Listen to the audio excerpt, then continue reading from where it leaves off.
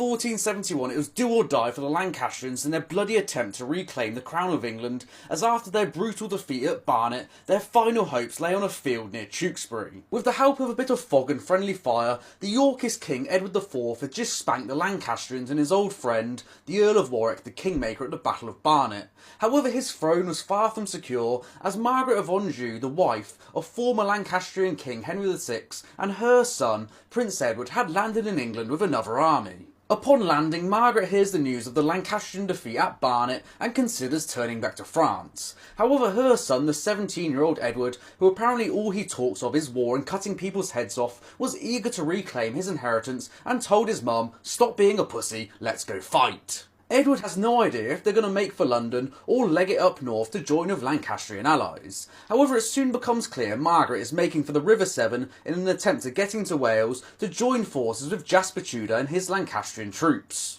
Edward, who had cautiously advanced his force out of London to wait to see what Margaret was going to do, now makes a mad dash in an attempt to block them before they get there. The Lancastrians tried to cross at Gloucester.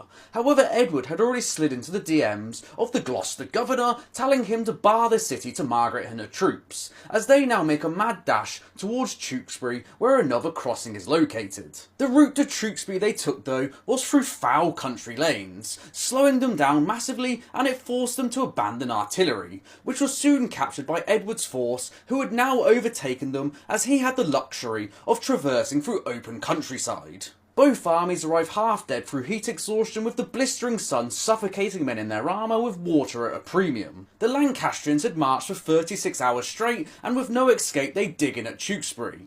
Edward's army had also marched 50 kilometres in less than one day, as he also allowed his troops to rest.